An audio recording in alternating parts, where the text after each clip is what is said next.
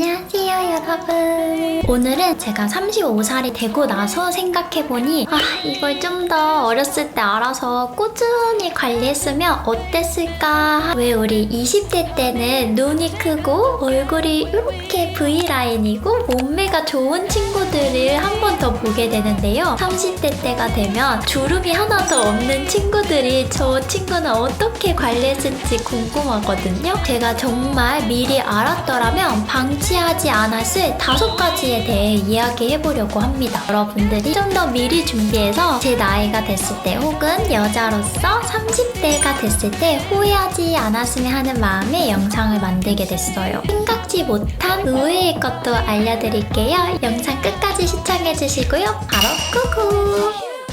첫 번째는 치아 관리입니다. 저는 매일 치실도 하고 관리를 잘하는 편이라고 생각했는데요. 근데 이게 30대가 되니까 잇몸이 조금씩 내려가는 게 느껴지더라고요. 제가 제일 후회되는 거는 잠 늦게 잔다고 뭐 먹고 컴퓨터 하다가 졸다가 양치 안 하고 잠든 거예요. 당연히 새벽에 깨서 양치는 다시 하고 자는데요. 그러다 보면 이미 입안에 세균이 많고 치석이 빨리 쌓이는 환경이 되는 거죠. 그래서 지금 한번 얻는 거울 봐보실래요? 저는 여기 생겼거든요. 아래 치아 사이에 구멍이 생겼어요. 우리가 진짜 지켜야 하는 게 이 치아에 블랙 트라이앵글이라고 하는데 이 세모 구멍이 안 생기게 하는 거예요. 구멍이 자세히 보면 치아가 아니라 치석이 돌덩이 같은 게 껴있어서 그 공간을 막고 있는 경우가 있어요. 그거 오래 놔두면 진짜 나중에 스케일링 하고 나면 구멍이 뻥 뚫리거든요. 빨리 가서 제거하셔야 됩니다. 40대인 저희 이모도 지금 치아도 건강하고 잇몸도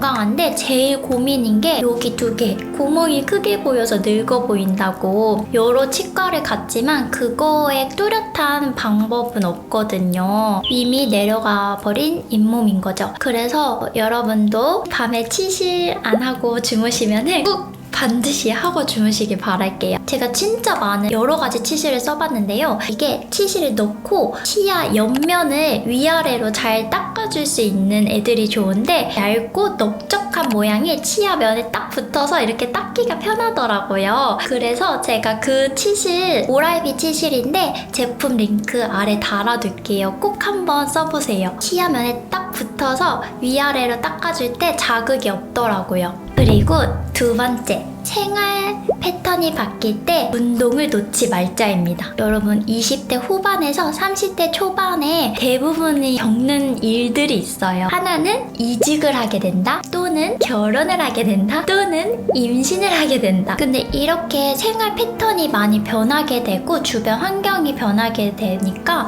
운동을 놓게 되는 경우가 많더라고요. 근데 이 기간을 흘러가는 대로 지나게 되면 30대 중반이 됐을 때 한번 훅 꺾인다는 게 정말 몸으로 체감하실 수 있어요. 체력이 훅 꺾입니다. 저도 결혼 준비하면서 바쁘다는 핑계로 운동을 쉬었었거든요. 제가 발레를 진짜 열심히 다녔을 때는 한 꼿꼿 했어요. 여기를 정말 꼿꼿하게 잘 세우고 다니는 편이었거든요. 근데 한번 운동에 손을 놓으니까 몸의 중심이 무너지는 게 한순간이더라고요. 제가 친구들이랑 마피아 게임을 하면서 이렇게 영상을 찍은 게 있는데 제 자세가 이렇게 구부러져 있는 거예요. 상체가 무너지니까 배가 나오고 사람이 되게 위축되어 보여서 마음이 안 좋더라고요.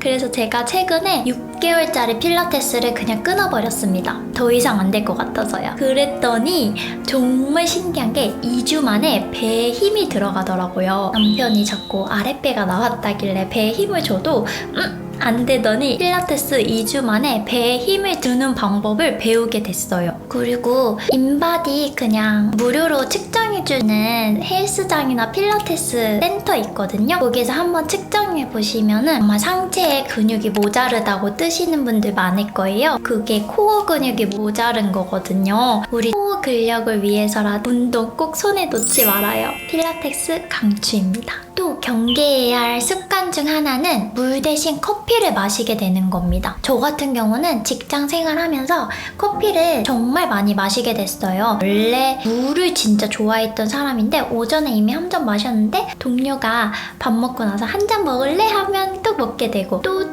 누가 차주시면은 감사합니다 하고 먹게 되고, 제가 어느 순간 물 대신 커피를 퇴근할 때까지 마시더라고요. 이게 커피 맛을 알게 된 이후부터는 의존성이 또 생기고, 습관이라는 게 물은 아무 맛이 없지만 커피는 또 커피 맛이 있잖아요. 그러니까 더욱 커피를 찾게 되더라고요. 다시 물을 많이 마시던 시절로 돌아가는 게 쉽지가 않아요. 근데 이게 커피가 축농증이 있을 때 마시면 또 그거를 악화시키기도 하고, 수면질 저하 그리고 피부 건조감에도 영향을 줄 수 있어서 웬만하면 물 대신 커피를 마시게 되는 일은 조심해 주시면 앞으로 피부 관리에도 훨씬 더 편하실 거예요. 그래서 저는 지금은 제가 오전에만 커피를 마시거든요. 아침에 한 잔 마셨는데 커피를 또 누가 주시면은 감사합니다 하고 얼음을 빼고 커피 물만 냉장고에 넣어놓고 다음날 다시 마셔요. 세 번째는 피부 열감을 당연하게 생각한 게 제 잘못이었어요. 피부 열이 올라서 모공이 화산송이처럼 뽕뽕뽕뽕 구멍이 나잖아요. 얼굴에 홍조 있으신 분들은 아시죠? 20대 때는 얼굴에 열감 때문에 생긴 구멍은 하루 만에 괜찮아졌거든요. 근데 지금은 2, 3일이 가요. 제가 간과했던 게 있어요. 홍조는 당연한 게 아니다 라는 것을 늦게 깨닫게 된 거죠. 커진 모공을 줄여주는 피부 관리법도 의미가 있지만 지금은 몸의 열 관리에 대해 말씀드리고 싶어요. 저는 항상 손발이 차고 어렸을 때부터 홍조가 있었거든요. 근데 저는 이게 워낙 당연하니까 체질이라고만 이렇게 넘겼었는데요. 손발이 차고 얼굴이 빨개지면은 이게 열이 점점 머리 여기까지 올라가거든요. 그러면은 그게 피부 노화, 얼굴 트러블, 나아가서 탈모의 원인이 된다고 합니다. 그래서 열이 위로 올라가는 현상을 의도적으로 줄여주려는 노력이 필요하다는 거죠. 그럼 얼굴에 모인 열들은 어떻게 풀어줄 수 있을까요? 저는 진짜 효과 많이 본 게 혈액순환을 도와줘가지고 수족냉증을 완화해주는 게 제 건강에 딱 좋다고 확 느껴지더라고요. 이게 수승화가 한의학에서 많이 말하는 건데 찬 기운은 머리 위로, 따뜻한 기운은 아래로 보내야 좋다라는 건데요. 이걸 해줄 수 있는 게 바로 반신욕입니다. 매일은 진짜 저도 힘들어서 절대 안 되고요. 일주일에 한 번 아니면 유난히 손발이 찬 날에는 그냥 냅두지 말고 꼭 해줍니다. 다리 밑에가 차가우면 아랫배도 갑자기 차가워지면서 속이 안 좋아지는 경우가 종종 있거든요. 그럴 때는 내 열이 또 머리 위로 가는구나. 피부도 지키고 탈모도 지키고 건강도 지키자, 나를 돌보자 하면서 바로 화장실로 가서 반신욕을 꼭 해주세요. 저는 이런 러쉬 입욕제 여러 개 그냥 집에 구비해 두거든요. 근데 이거 하나에 너무 비싸니까 반을 잘라서 써요. 잘라가지고 하나는 이제 넣어놓고 써도 향도 괜찮고 변질이 안 됩니다. 근데 저는 정말 러쉬처럼 향기 좋고 보들보들해지는 입욕제 한국 제품도 정말 써보고 싶거든요. 제가 얼마 전에 동구밭이라는 제품을 써봤는데 딱히 마음에 쏙 들지 않아서 여러분들의 추천 제품 있으면 꼭 저도 추천해 주시고요. 저의 추천 제품은 링크로 달아두겠습니다. 그리고 손발이 찬 것을 해결해 주셨다면 열을 관리하는 데 있어서 술이 진짜 안 좋은 거 아시죠? 근데 저는 술을 끊기가 어렵더라고요. 일 갔다 와서 남편이랑 와인 먹는 게 저의 큰 행복 중 하나라서요. 술을 끊을 수 없다면 술 먹을 때 열감이 오르지 않게 미리 목 뒤에 시원하게 해주는 것도 한 방법이에요. 그리고 전 집에서 술을 마실 때는 항상 나시를 입고 마십니다. 어깨가 반팔 입는다고 여기만 가려져도 열이 훅 올라오더라고요. 그래서 나시 입고 먹기, 그리고 열이 조금이라도 올라온다는 느낌이 있으면 속도를 조절하면서 마십니다. 목 뒤에 차갑게 해주는 것도 진짜 좋아요. 이미 얼굴에 열이 확 났다 그러면은 알로에 겔로 식혀주던가 아니면 솜에 토너 묻혀서 찹토를 해주거나 모델링 팩으로 열감을 꼭 낮춰줍니다. 특히 유산소 운동 날은 유독 빨개지시죠? 저는 그때는 자극이 돼서 바로 씻지 않고 알로에 겔을 얼굴, 귀 뒤, 여기 정수리까지 발라놓고 조금 열이 가라앉으면 그때 식혀준 다음에 씻어요. 이런 식으로 열 관리를 하시면은 생각보다 피부 노화가 천천히 오실 거예요. 저는 저의 홍조를 너무 얕봤다는 생각이 들어서 말씀드립니다. 자, 이제는 마지막으로 자기 전에 눈가 주름 관리 목주름 관리, 팔자주름 관리, 두피 마사지 꼭 하자입니다. 30대에 와서 얼굴에 가장 큰 변화라고 하면 바로 눈가주름, 팔자주름, 목주름입니다. 20대 때는 아이크림 필요 없다고 해서 진짜 안 발랐거든요. 근데 그거 너무 후회하고요. 아이크림을 따로 안 바르시고 싶다면 집에 가지고 계신 크림을 피지선이 없는 요 눈가랑 목주름, 그 다음에 팔자주름에는 한 번씩 꼭 덧발라주세요. 아주 건성이신 분들은 바세린으로 이렇게 살살살살 이렇게 해주셔도 되고 오일로 막으셔주셔도 되고요. 아니면 덧바르는 거 싫다 하시면은 재밌게 크림을 스틱으로 만들어 놓은 제품 있잖아요. 건조할 때는 그냥 절대 냅두지 않고 이렇게 밖에서도 이 눈가 건조할 때는 이렇게 톡톡톡톡 그리고 목주름, 제가 가로주름이 원래 엄청 깊거든요. 근데 목은 정말 얇아서 훨씬 얼굴보다 주름이 잘 생기는 환경이라고 해요. 근데 너무 많이 바르면 찝찝해요. 그래서 이 라인만 이렇게 탁탁 따라 발라주고요. 그다음에 여기 뾰족한 부분 있죠? 여기 팔자주름에는 이 라인 따라서 이렇게 이거 너무 옆으로 바르면 또 기름지기 때문에 이런 데는 트러블 날 수 있으니까요. 여기 딱 뾰족하게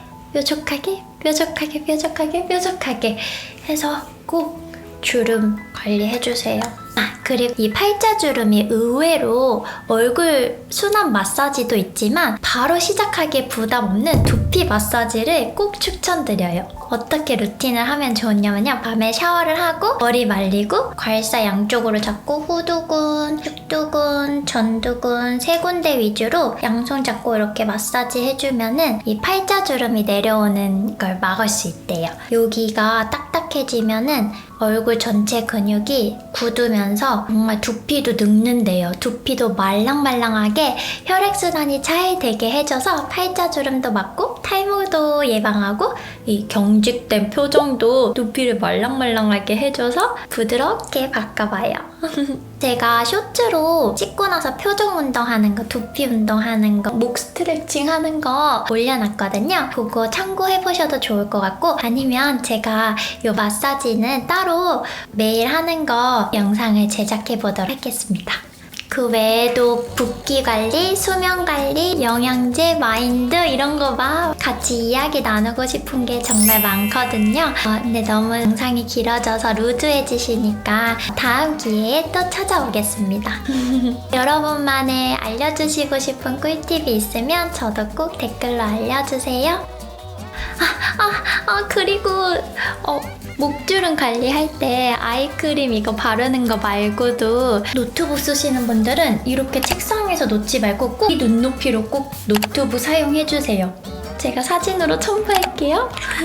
그럼 안녕. 오늘 내용으로 여러분들의 미래에 생길지 모르는 고민을 조금이라도 덜어드리고 싶습니다.